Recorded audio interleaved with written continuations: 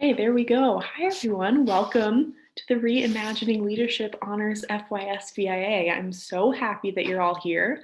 I just want to give a few quick notes about logistics before I turn it over to Tim to introduce our event tonight. So there will be a time for Q&A at the end of this event. I have the chat setting so that everyone can message me at any time. And the way we'll do this is the same as a lot of other VIAs this year. If you've attended, you can message me with your questions anytime, and I will moderate at the end the question and answer section. So I will kind of ask the questions of our speakers and then we'll get our answers, which is always really fun. So I hope you guys think about, your questions as we go through this. Otherwise, I think we are all set to go. Tim, I think I'm going to hand the floor over to you now. Awesome. Well, I get the pleasure of introducing the VIA today because it's part of the Honors FYS. And so I just want to thank everyone for taking the time to join us today. If you don't know, you're at the Reimagining Leadership VIA. If you don't know who I am, my name is Tim McKenna Buchanan. I'm the director of the Honors Program, and I'm also an associate professor of communication studies. And so today I'm going to tell you just a little bit about the Honors Program and how kind of this all got situated with the FYS. The Honors Program at Manchester University is for academically accomplished students who maintain a cumulative GPA of a 3.5.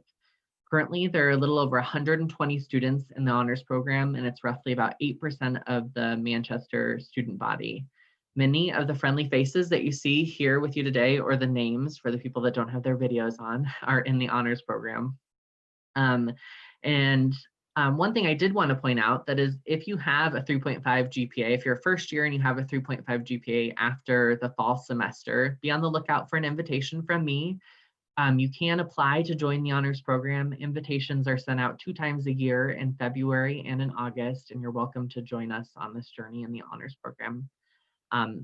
Do not hesitate to reach out to me if you have any questions about that process, or you can always check on our website at manchester.edu/honors. With all of that said, one of the goals of the Honors Program at Manchester is to create a collaborative community that enhances students' learning, creativity, and discovery as a lifetime endeavor. We want students to grow as leaders on campus and in the community. As such, many students who are invited into the Honors Program in their first year are asked to take a first-year seminar focused on leadership.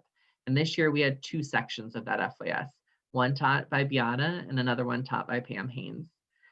Tonight, you will hear from several of our first-year students as they share their individual messages to the charge of what does it take to be a creative leader. So again, I wanted to just thank you for joining us this evening. And now I will turn it over to their vibrant and fearless leader. Oh, you're muted, Beata.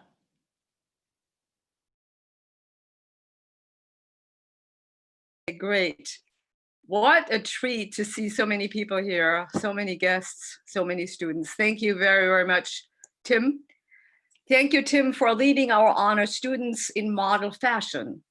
Beyond the semester, throughout the summer, beyond academics, towards helping them claim the best version of themselves. A few more thank yous are in place. Gratitude to Professor Stacy Erickson-Bezetsky, who heads our FIS program and co-invited me to teach this group of students. Thank you also to Kyla and Hannah, who designed our posters, and all the students who advertised for our event across campus. The VIA team, especially Anne Gregory, for publicizing the event in the print media, and Kyle Grubbs and Derek Golden for your social media savvy and for live streaming the event. And I thank our amazing Peace Studies coordinator, Virginia Rendler, for setting up the event, securing all major and minor steps, and offering help in all network and logistical directions. And now, dear Virginia, thank you for moderating, attending the waiting room admissions, chats, and other contingencies needed to make this program possible. Thank you, Virginia. This cohort of 2024, the first to tackle the new normal, charted extraordinary times very impressively. 2 core questions guided my overall mission for teaching this honors seminar entitled Transforming Creativity. What makes the students feel alive? And what can I do to help them access their talents? From day one, students learned that at the end of the term, they would also need to share what I termed service leadership project. And the extra charge was to mediate how inherited ideas about leadership may not survive the everyday reality of an ever-changing, multicultural, COVID-19 ravaged and divided world.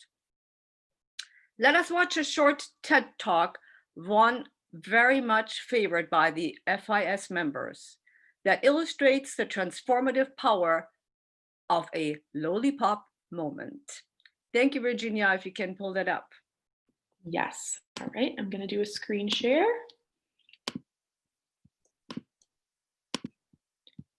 Right. I want to start by asking everyone in the audience here a question. How many of you are completely comfortable with calling yourselves a leader? See, I've asked that question all the way across the country, and everywhere I ask it, no matter where, there's always a huge portion of the audience that won't put up their hand. And I've come to realize that we have made leadership into something bigger than us. We made it into something beyond us. We made it about changing the world. And we've taken this title of leader and we treat it as if it's something that one day we're going to deserve. But to give it to ourselves right now means a level of arrogance or cockiness that we're not comfortable with. And I worry sometimes that we spend so much time celebrating amazing things that hardly anybody can do, that we've convinced ourselves that those are the only things we're celebrating. And we start to devalue the things that we can do every day. And we start to take moments where we truly are a leader and we don't let ourselves take credit for it and we don't let ourselves feel good about it. And I've been lucky enough over the last 10 years to work with some amazing people who have helped me redefine leadership in a way that I think has made me happier. And with my short time today, I just want to share with you the one story that is probably most responsible for that redefinition. I went to a school in a little school called Mount Allison University in Sackville, New Brunswick. And on my last day there, a girl came up to me and she said, "I remember the first time that I met you." And then she told me a story that happened 4 years earlier. She said, on my day before I started university, I was in the hotel room with my mom and my dad. And I was so scared and so convinced that I couldn't do this, that I wasn't ready for university, that I just burst into tears. And my mom and my dad were amazing. They were like, "Look, we know you're scared, but let's just go tomorrow. Let's go to the first day. And if at any point you feel as if you can't do this, that's fine. Just tell us, we will take you home. We love you no matter what." And she said, so I went the next day and I was standing in line getting ready for registration. And I looked around and I just knew I couldn't do it. I knew I wasn't ready. I knew I had to quit. And she says, I made that decision. And as soon as I made it, there was this incredible feeling of peace that came over me. And I turned to my mom and my dad to tell them that we needed to go home. And just at that moment, you came out of the student union building wearing the stupidest hat I have ever seen in my life. It was awesome. And you had a big sign promoting Shinerama, which is Students Fighting Cystic Fibrosis, a charity I've worked with for years. And you had a bucket full of lollipops. And you were walking along and you were handing the lollipops out to people in line and talking about Shinerama. And all of a sudden, you got to me and you just stopped and you stared. It was creepy. This girl right here knows exactly what I'm talking about. And then you looked at the guy next to me and you smiled and you reached in your bucket, you pulled out a lollipop and you held it out to him. And you said, "You need to give a lollipop to the beautiful woman standing next to you." And she said, "I have never seen anyone get more embarrassed faster in my life." He turned beet red and he wouldn't even look at me. He just kind of held the lollipop out like this. And I felt so bad for this dude that I took the lollipop. And as soon as I did, you got this incredibly severe look on your face and you looked at my mom and my dad and you said, "Look at that, look at that. First day away from home and already she's taking candy from a stranger." And she said, everybody lost it. 20 feet in every direction, everyone started to howl.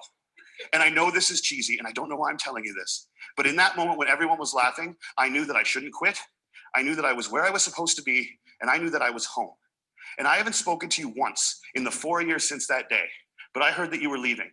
And I had to come up and tell you that you've been an incredibly important person in my life and I'm gonna miss you. Good luck. And she walks away and I'm flattened. And she gets about 6 feet away, she turns around and smiles and goes, "You should probably know this too.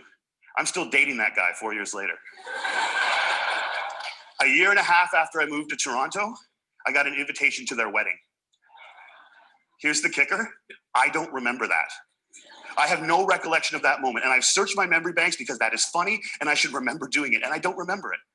And that was such an eye-opening, transformative moment for me to think that maybe the biggest impact I'd ever had on anyone's life, a moment that had a woman walk up to a stranger 4 years later and say, "You've been an incredibly important person in my life," was a moment that I didn't even remember.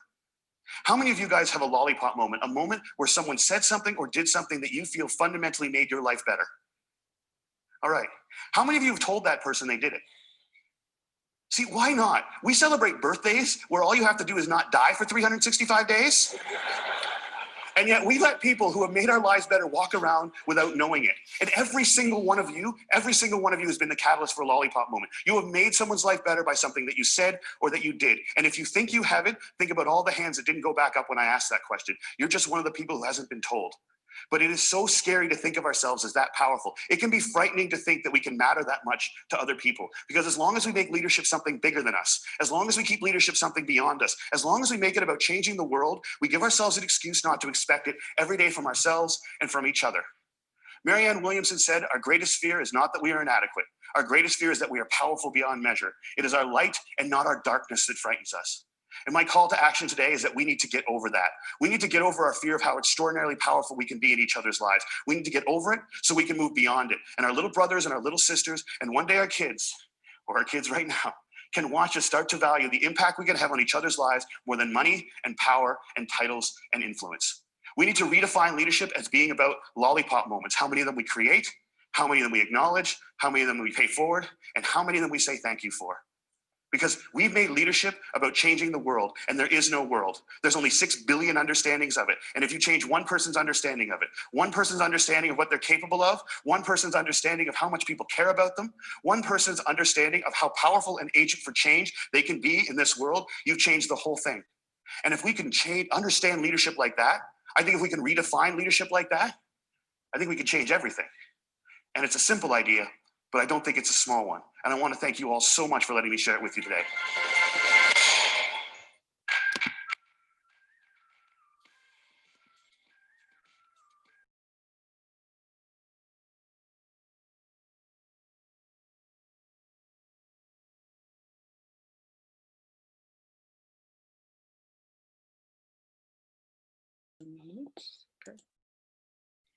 So without further ado, let me turn over the program to these honor students who share their own individual messages on what it takes to be a creative leader.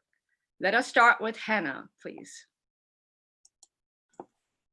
Hi, I'm Hannah Thompson, and I am from Huntington, Indiana. I am currently double majoring in psychology and criminology here at MU, and I am minoring in both French and international studies. What I would like to discuss is really just the importance of past experiences, because what happens a lot is people like to forget some things that happened in the past, especially mistakes. And the thing is, forgetting mistakes and successes really hurt your chance of growing as a person and helping other people grow, which is what being a leader is. So it's really important to remember all of your mistakes and all of your successes, so you don't repeat the mistakes and you don't forget how to succeed. One thing that a lot of people don't realize is that when you go through some sort of experience, you are the only person who has had that experience from your perspective. And every single person's perspective is very, very unique and therefore valued. If we didn't get different perspectives of the different stories, we would never know a whole story. That's why when you read a history book from one perspective, you can be like, oh, we won. But then when you read it from the other side's perspective, you see something completely different that you would have never seen before. What happens a lot is when people have a bad experience is they'll put that experience into a box and they'll bury it. They'll try to bury it and they'll be like, well, if I bury it, it'll never come get me again. And that's not true. It always does. It always comes back and bites you. So what you need to do is you have to accept that these experiences happened, and you have to learn that they don't have control over you unless you decide they do. And you have to acknowledge that. You have to move on without forgetting them, but not letting them suffocate you or govern the things that you can and can't handle. You can't let your past govern what you can and can't do. You can use these experiences to your advantage rather than letting them decide your future. Okay. Thank you very much, Hannah. And next is going to be Brooke. Hi, I'm Brooke Vitalis. I'm from Warsaw, Indiana, and I'm majoring in business management and minoring in marketing. My topic was how creativity relates to happiness. So I decided to break that into 3 separate categories. So the first one is creativity. And if you were to define that, you would see, as shown by what we learned in class, that there's no real definition of creativity. The next thing I decided to take a look at was self-worth, and self-worth is the sense of one's own value or worth as an individual. And then the last thing I wanted to look at was happiness, and we can all classify that as the state of being happy. So there are many examples that can be applicable to this concept. One example that popped into my mind was going through a breakup or possibly losing a friendship. After that, you tend to find ways to build yourself back up. This can be classified as creativity. For example, you can hang out with friends. I know a lot of girls tend to dye their hair or go out and get a new wardrobe. Another example would be finding a hobby. For me, I picked up playing the guitar at a younger age, and I played for about 4 years. I found this to be one way I was creative, and the whole journey of me advancing my guitar skills brought me happiness. If you were to take one thing away from what you learned from my speech, I would want it to be, you will never regret the time you spent forming your inner creativity and building your happiness. Thank you very much. And then we have Sophie next. Thank you. Hi, my name is Sophie Updike. I'm from Huntington, Indiana, just like Hannah, and I'm majoring in elementary education. And today I'd like to talk about humility and authenticity. Humility is not often mentioned as a characteristic that a leader needs. On the off chance that it is mentioned, the trait is really only ever used to say, well, don't boast about your accomplishments. And in reality, humility is so much more than that. Humility is holding yourself accountable for your actions. Humility is pulling people up instead of dragging them down. Humility is accepting your flaws and using them not as excuses for your failures, but as stepping off points to success. And authenticity goes right alongside humility. Embracing who you are and what you can do will get you further in life than trying to change yourself. And all of this was taught to me by someone who really never meant to teach me anything. And this person was my childhood bully. And beginning in about the 3rd grade, she spent literally every day trying to make me feel like I was less than her. She spread lies about me all over school and faked being my friend for years. And I put up with it because I believed what she wanted me to believe. Like, I hated nearly everything about myself for years. The way I looked, my voice, my clothes, my interests, and changing myself was the only solution that I saw. After years of my life spent trying to force myself into someone that wasn't me, I realized that there really was no end in mind. Like, I had no true reason to be changing who I was. Trying to make some girl that didn't want to be my friend happy wasn't going to make me happy. And now that I've learned that, I know the importance of acknowledging my flaws, supporting others, and being myself. I love who I am. And a leader that can do those things is definitely someone worth standing behind. Thank you very, very much for this tremendous tribute. Thank you. And then next we have Renee. Hello, my name is Renee Zamora, and I am from Austin, Texas. I am currently a vocal performance major with audio production. So one of the many things I understand of what it takes to be a creative leader is trying new things, taking on challenges, and one day hoping it will make a positive impact on yourself. With being a big music lover, it allows me to explore all the types of music abilities I could do. And one of the many challenges that I took on was songwriting. So before I get more in depth, I actually wanted to share you a little snippet of one of the songs that I wrote, not just all of it, but just a little snippet of it. And I just want y'all to sit back and think of the words of what I wrote. What war are you fighting? Can I be by your side? Can I hold you so tightly as you walk through the lightning? What war are you fighting? Can I love you once more? Can I care for you when my heart's an open door? What war are you fighting? Yay. So what is the song about? So this song is called What War Are You Fighting? I wrote this song my sophomore year or junior year of high school. This song is about facing your own battles and how that can come upon your life. How instead of feeling down, there's always something or someone to bring a positive light into your life. Fun fact about me, I am adopted.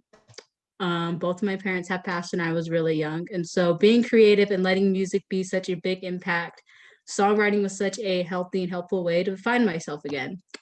And so in conclusion, so I am defined by being a creative leader through storytelling and inspiring people around me that music is such a healer. Whether you play it, sing it, write it, it always allows me to share my voice and my stories and my situations.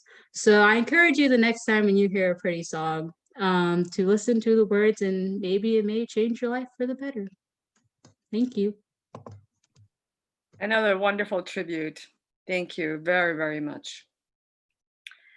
And the next is going to be Sydney. By the way, I should say that I have not seen these performances because we wanted to leave them up for surprise. So what I see is exactly what you also see. I did not know what's going to happen because we wanted to leave that up to surprise. So I'm just really, really honored and mesmerized. So thank you. And next is Sydney. Hello, I'm Sydney Sluice. I'm from Columbus, Indiana, and my major is exercise science. What I thought was important about leadership is to inspire and motivate others to do their best or become their best self. I think that a creative leader is inspirational and they allow others who follow them to improve themselves, either through making them want to be a better person, for learning new skills, to improve their existing skills, and many more. So many inspirational leaders have some type of tenacity or determination that allows them to work towards a specific goal. And the resolve to accomplish something often inspires others to follow into their footsteps or assist in the progress of that goal. So when I think of an inspirational leader, I often picture my senior year and junior year cross-country coach from high school. So during my senior year in high school, I wasn't very motivated to continue running, but I was just doing it to get it done, not really caring much about the results of my races. But this new coach changed my perspective completely when he joined the team. So from the beginning, I could tell that my new coach really cared about and was excited about my coaching my team and also running itself. And he always planned out speeches to motivate the team and remind us of what we are working towards. So for each time he spoke to me or the team as a whole, I was re-inspired to continue my running career and for working hard towards my goal. And I ended up finding my enjoyment for running again and for wanting to improve myself along the way. And I could see that other people on my team were also more motivated. And this allowed our team to go from one of the 20th in the state to going from 6th in the state. So I could really tell that my team and myself was more motivated after having a good leader to lead us to victory. So as a whole, our performance and connection as athletes between each other was greatly improved. So without inspiration or motivation, an entire operation can fall apart. When everyone is dedicated to working towards a hard goal, then the team is much more efficient and able to communicate and collaborate more proficiently to achieve what they're working towards and at a faster rate. So when someone is doing something because it's their job or because they have to complete the task, they might not be as productive as someone who is motivated to do it, who has the "I'm doing this because I want to do it" attitude. So someone who has the can-do attitude has more, and who is more inspired to do the same task can get it done much more proficiently. They also might have more gratification upon completing the task. So to use an analogy to help everyone understand this better, I like to use the fact that glue holds a team together. So the plain white glue is the have to do attitude, while super glue or a gorilla glue is the inspired attitude. The type of motivation or glue that you have determines how well the team works together or performs. The structure held together by a plain white glue is much easier to destroy than one that is held together by like a super glue or a gorilla glue. A team that is held together by a weak glue may function, but is much more likely to fail. However, a team that is supported by a strong glue has a much greater chance for success. So in conclusion, an inspirational leader is really important to the success of a team. And so if you are an inspirational leader, you can greatly help the success of your team and those around you. Thank you very, very much, Sydney. Another nice, very, very deep tribute. And now we would like to have Madeline come to the fore. Thank you.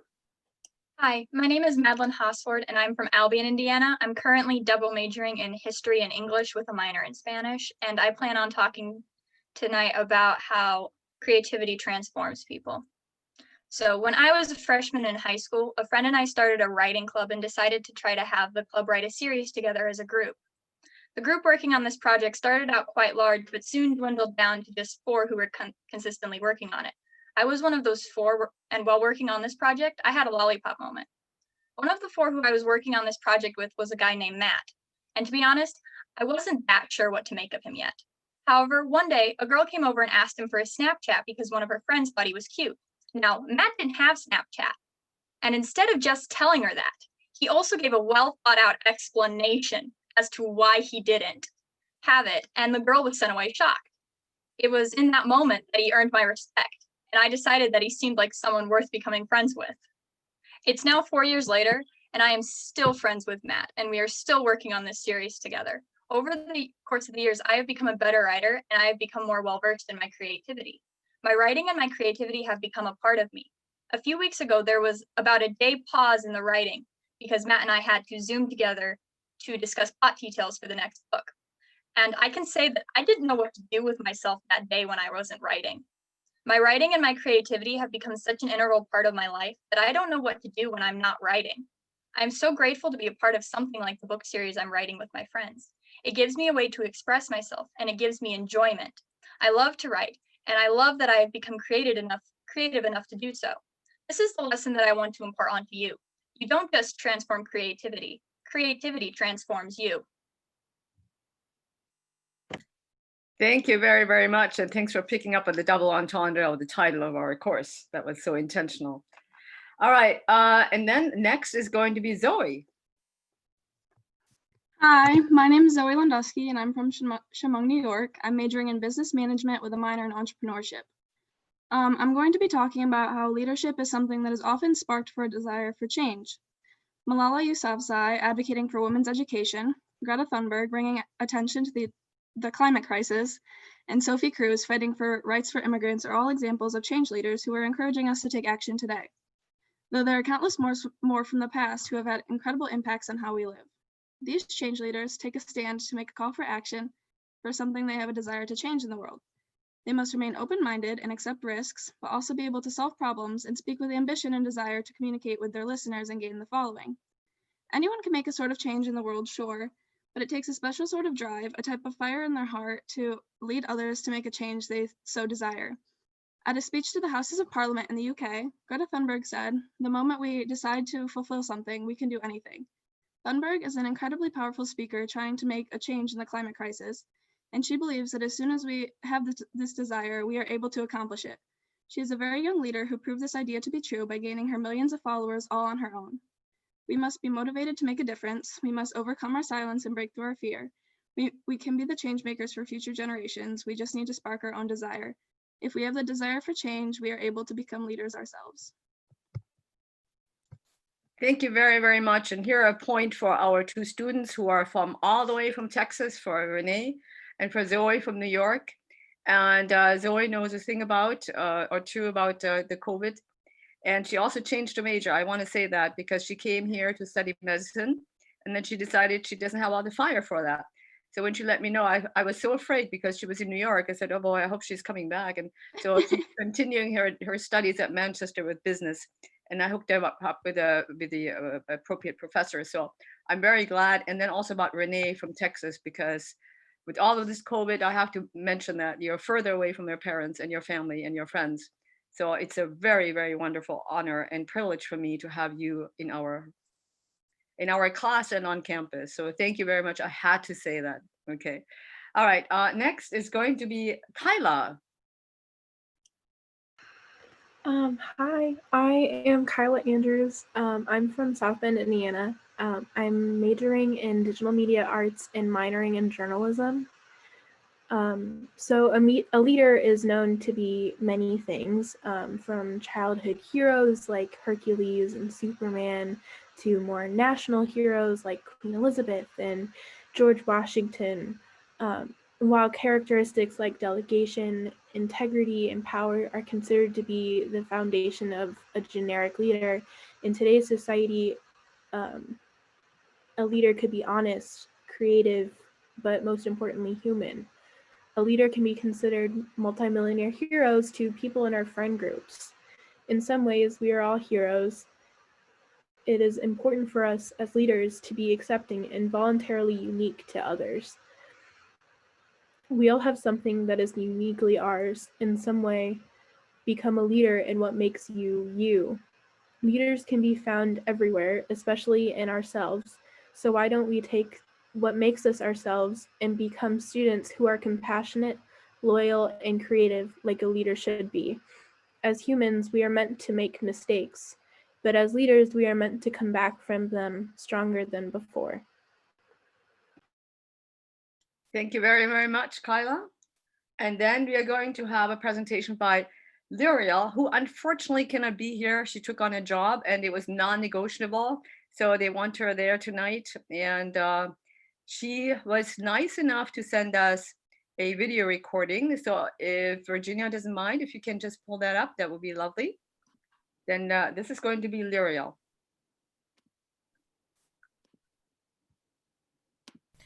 Hello, my name is L'Oreal Steinberg, and I'm an elementary education major from Wheatfield, Indiana. As a future educator, I was ecstatic when I saw this class on my roster. Any opportunity to better myself as a leader, I was willing to take. Walking in, though, I definitely did not think of myself as a leader, or anything even remotely close. I was actually very intimidated, being in a class with such strong, smart, self-aware people. I felt like I was surrounded by leaders, and it was scary. I spent my first 3 class sessions crying, simply because I felt like I could not benefit from this course the way it deserved to be benefited from. Gradually, though, with encouragement from Professor Gillier, I started to see leadership through a different lens. Our first essay we wrote was about defining creativity or leadership, and there was no rules, no prompt, no nothing. I was so confused because we had free rein to explore the topic, something I've never done before. I even told our professor I had no idea what to do because I was used to conforming to the specific prompts given to me. After getting over the shock of being able to think for myself, I blossomed. Professor Gillier let us find our own place and become our own person with guidance and support, making it clear that everyone has the potential to become a leader. Maybe you're like me. Maybe you think that you're not a leader, that this doesn't apply to you. I'm here to tell you that that is not true. We get so lost in traditional leadership roles that we forget one of the most important traits of being a leader: flexibility. Each one of you is a leader in your own right by using your own strengths as a building block for growth. We were asked today to produce our own personal message of inspiration, and I think the best thing I can say is to not underestimate yourself. You have all the capabilities of the leader. You just need to find a way of growing them. For me, that was this class. I can't tell you what you should do because each person is different, but I can tell you what you shouldn't do. Don't get inside your own head. You are a creative, strong person. Explore that. Okay, thank you very much, L'Oreal. And next is going to be Benjamin. Hi, my name is Benjamin Balduck. I'm from Warsaw, Indiana, and I am double majoring in instrumental performance and music theory and composition. This year's first year seminar course has instilled in me that I am a creative leader. As I dwelled upon what it takes to be a creative leader, my first thoughts were that it was a daunting responsibility to be one. I figured that it would require an immense amount of courage to present something to the world that was not previously there. But then I searched my past for an example of myself being a creative leader so that I could understand how much courage people like Drew Dudley or Randy Pausch need to stand and share their creative ideas. And looking through my personal experiences, I found the answer to my problem of courage that I was courageous enough to be a creative leader, and that it does not require as much as I had originally thought. I am a cellist and pianist, and earlier this year, I gave a solo recital of both instruments. In reflecting upon the precursors of this major accomplishment, I discovered my fears and when they would disturb my mind. My biggest worries were of making a mistake and of the resulting judgment, but these fears only came right before I played my first note, because when I started, these fears could no longer coexist with the need to focus on giving the performance. And while I still had the adrenaline of the moment, I no longer had these pressing thoughts, and then I could enjoy myself. Now, I figure that my experiences can be applied to the people like Randy Pausch and Drew Dudley, who stand in front of large crowds of people to give their message. We all have our own unique ways of being creative leaders and sharing our creativity with others, but I know that there are many of us who feel nervous about doing so. These fears that we have are a result of our minds considering the worst case scenarios, but in my realization of my own needs for courage in my endeavors, I assure you that once you decide to be a creative leader and share your creative ideas, you will soon realize that the worst is not reality, far from it even. So how do I answer my question of how much courage does it take to be a creative leader and willingly share your creative message with others? Just enough courage to allow you to make the decision to be a leader, and then some more to get you into the position of being able to share your creativity. After that, you don't need much more, because once you're going, it's not that bad. Thank you very much. And on a side note, I did not know that you're also a pianist. You talked about that you were, heading the section for the cellists, but I didn't know that. So humility. Thank you very, very much. And here, last but certainly not least, is going to be James. Thank you very, very much. Okay, hi there. My name is James Walsh, and I have the petrifying pleasure of editing today's VIA. I come from Peru, Indiana, and I major in English education. And this here right behind me is my buddy Avon, someone who's been in the background of my Zooms all year. Avon is a squirrel, that made him as if you couldn't tell. And at Manchester University, squirrels are pretty iconic. And for good reason, these guys are pretty cool. And they can do all kinds of cool stuff. For instance, squirrels can survive impacts at their terminal velocity, which really is just a fancy way of saying that if you throw a squirrel at any great height, it'll probably be okay. You can look it up and find countless videos of these little guys falling from ridiculous heights and landing safely to find the next tree. It's pretty cool. Now, that's not saying they can survive any height, and I invite you not to try, but thanks to their squishy fur, overall low weight, and remarkable survival instincts, you'd be pretty hard-pressed to find a squirrel that's afraid of heights. In that way, squirrels have something in common with the greatest leaders of all time. Failure. I can't say courage, because that's not right. It's not really brave of squirrels to climb the tallest tree in the forest, just like it's not brave for a rich guy to gamble. Without risk, it's not courage, it's just easy. But something squirrels do a lot is fall. Otherwise, they wouldn't be so good at it. Evolution has crafted nature's biggest failures, and squirrels are all the better for it. I mean, really, do you think a squirrel has ever fallen out of a tree and swore off the practice altogether? No, they're going to go and climb another tree and find acorns or whatever they do up there. I don't pay too much attention. No, they have practiced this failure of falling to the point of perfection. Leaders aren't the people who are willing to risk it all for their cause. Leaders are those who risk it all, lose it all, and then get right back up again. They've shown they can survive failure for the things they believe in, fight in, and expect others to follow them into. They've shown that they're at least as cool as squirrels. That's me. All right, thank you so very much. I have to get up and I have to thank all of you because this was really a treat for me that I hadn't quite expected. I was very open. I knew it would be good. So I thank you very, very much for this presentation. Thank you for all of your contributions, which in their own unique ways meet what Anais Nin established in her radical vision. We don't see the world as it is. We see it as we are. I'm going to repeat it before I end. We don't see the world as it is. We see it as we are.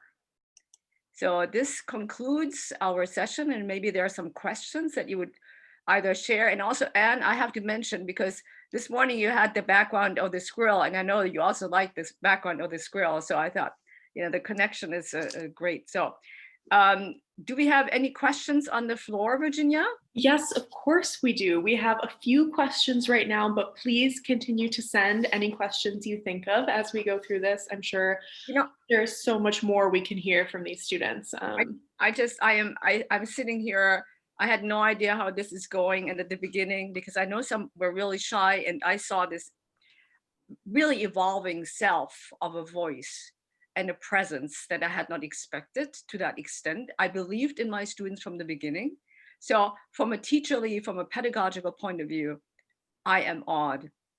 And I just want to express my deepest gratitude for sharing this. And despite all that happened, students couldn't come to class because of COVID, or friends or family are affected.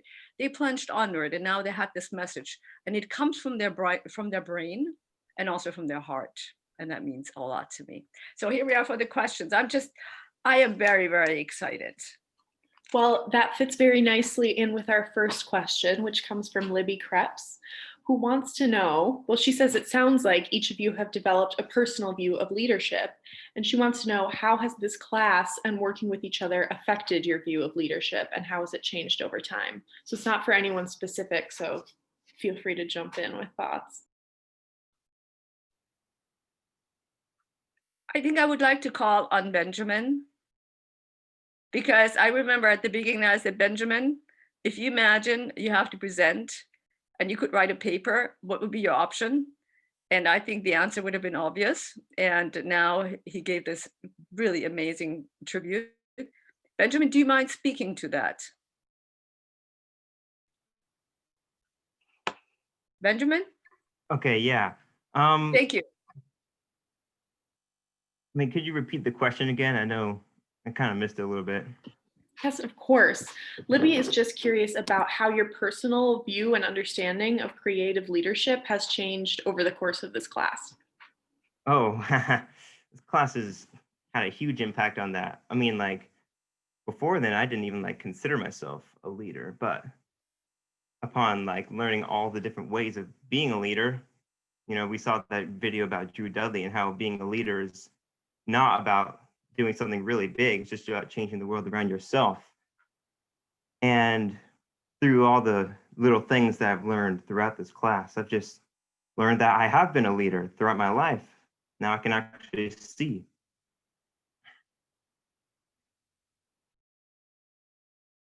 Thank you. And anybody else? Maybe any of you students, that would be nice. Somebody else? Hannah, I think I want to call on you because you said something that I will never forget. And I think it was in the 4th class period. And you said, I didn't know that I was a radical and that I was a change maker and I was a leader and I fulfilled a dream that I already had fulfilled the dream. So maybe the fulfillment of the dream, if you can speak to that, do you mind? Yeah, I can go.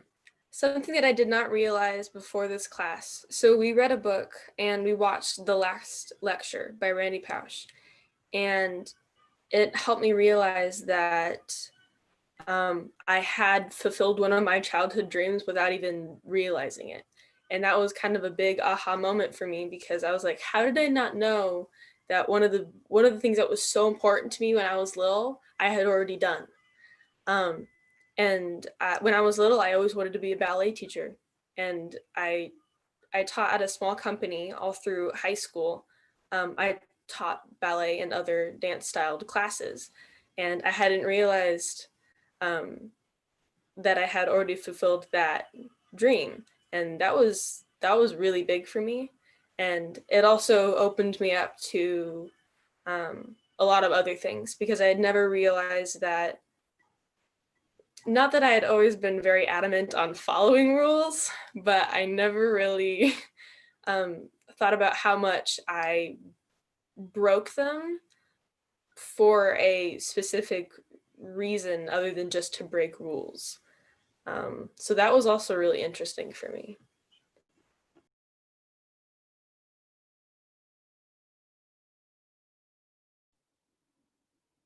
Awesome. Should we move on to another question? Does anybody have anything else?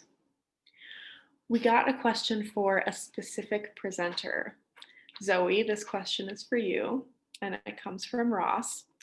And he's interested to know, what is one situation where before this class you stepped down from a leadership role, and what would you change now after taking the class?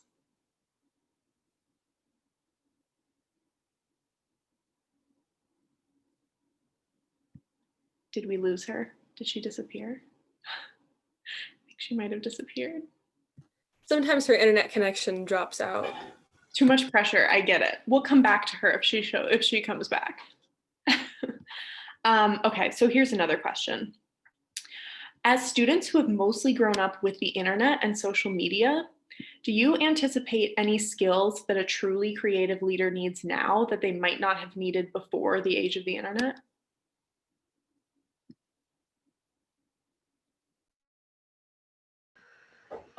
Okay, so I'm a digital media arts major, and so I feel like now as a leader, like there's so many different ways to kind of spread a message.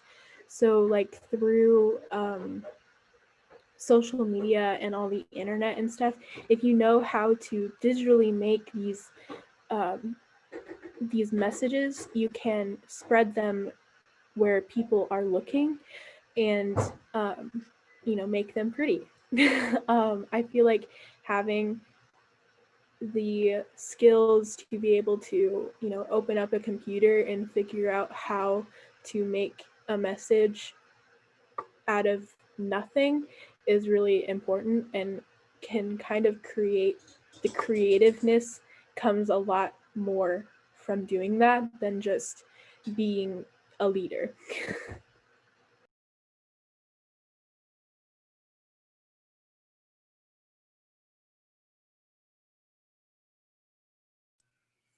I would say that I definitely agree with that.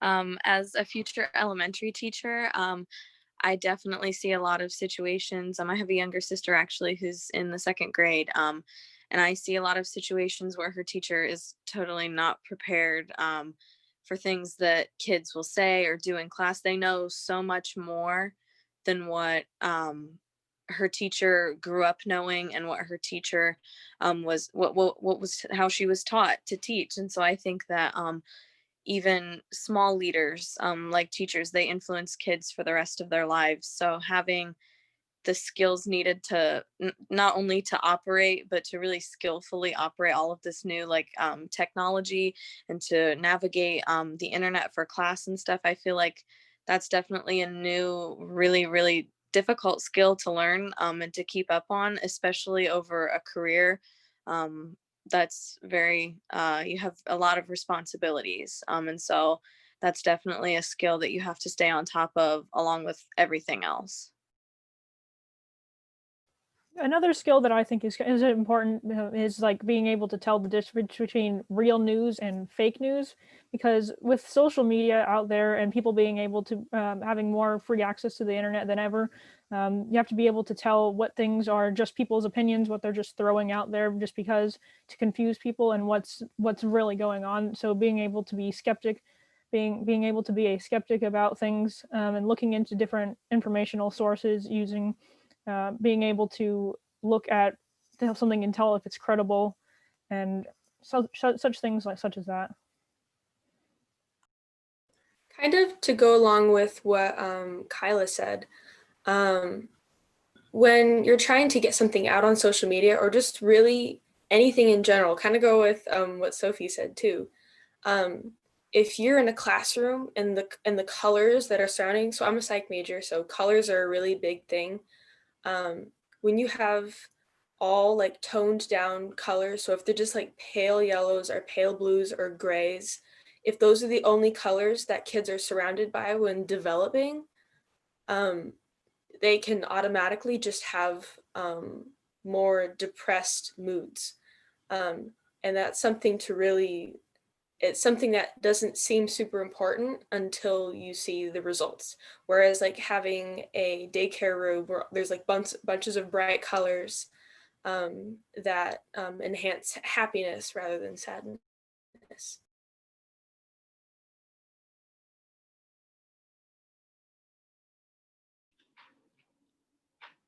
All right, are we ready to move on to another question? We have many, don't worry. Okay, well, we may want to be considerate of the time too. Yeah. Certainly, we'll do a couple more. Here's a question. What are areas or issues to which you hope to devote your leadership skills in the future or during your time at Manchester? Okay, I work for the Multicultural Center. So I feel like now I'm dedicating a lot of my time to equality and the people that don't get as much spotlight as other people. So we use like events and like personally I will design posters for them. So like I'll take what they're doing and kind of create a way for that to like spread word. But so we kind of take these opportunities and make sure that people who may not get the spotlight can get the spotlight for even just a moment, and make sure that they feel valued and equal to everybody.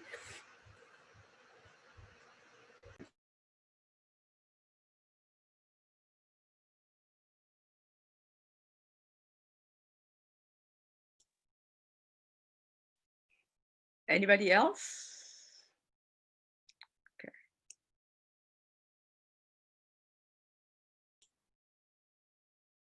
I know for me, my speech was about like lifting people up and like about friendship. So actually, my philosophy professor is actually on here. So for her class, we did a project. My project was about reaching out to other people and staying in contact with them and making sure that their well-being was pretty well.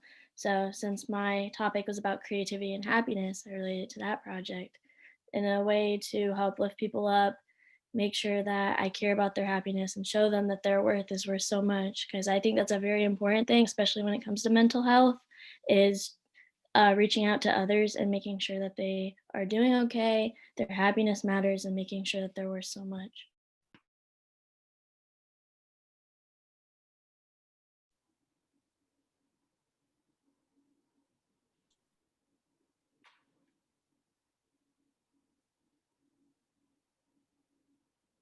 Virginia, what do you think about moving on to the final question? I think that sounds great. We have a simple question for our last one, but I think it's a good one. How does seeing your peers as leaders affect your own leadership skills?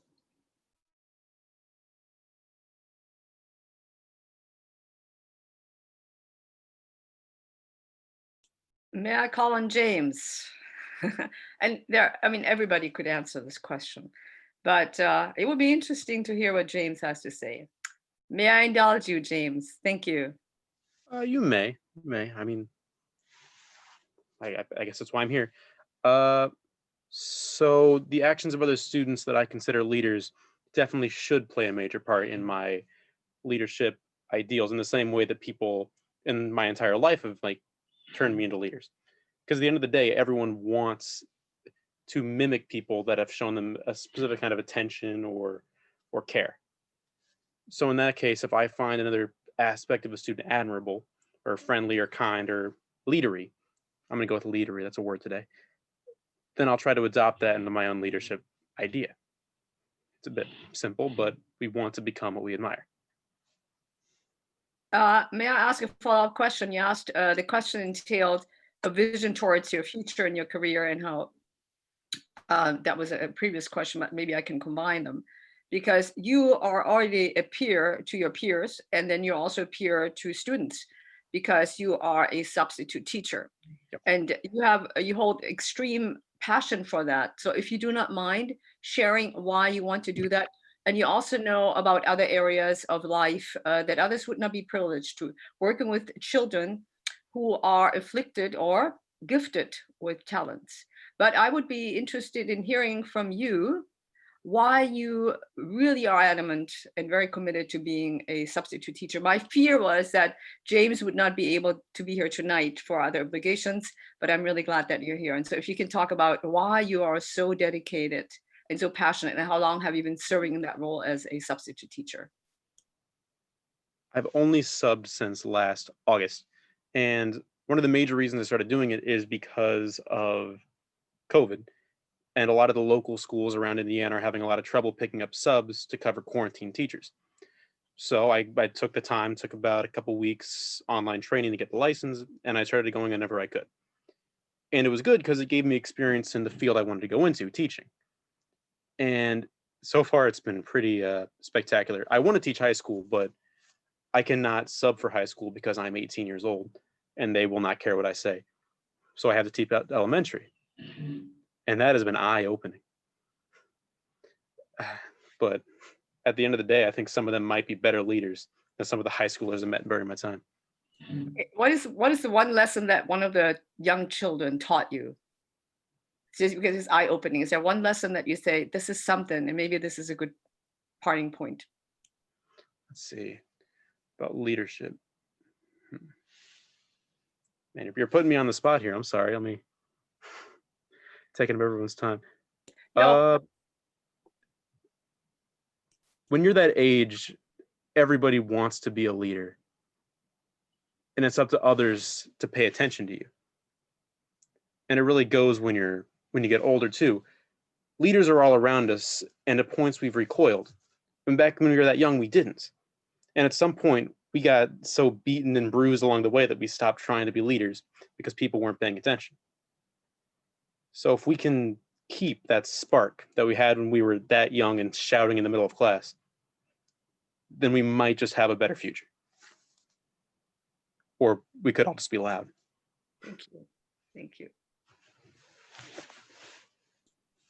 Is there anybody else who would like to render? I'll talk.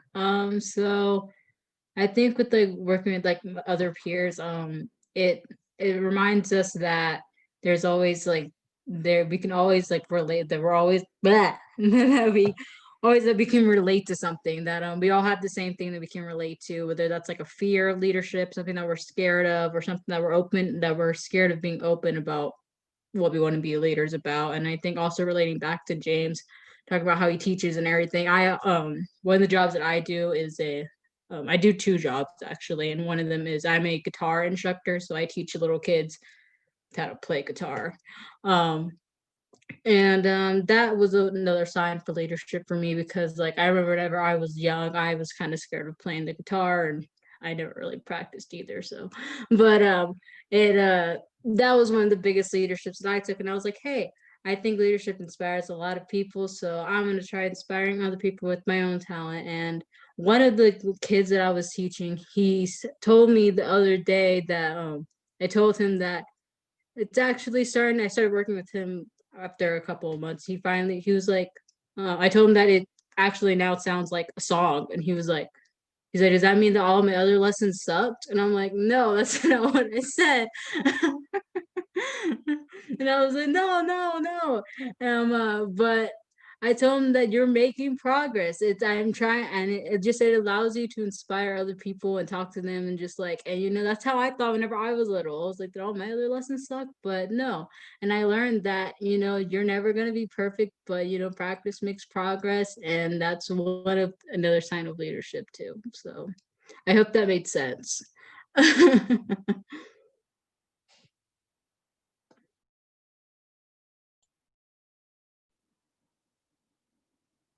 What does Virginia say? Is there any compelling comment, anything that you think should be shared, even if it's just a comment? Or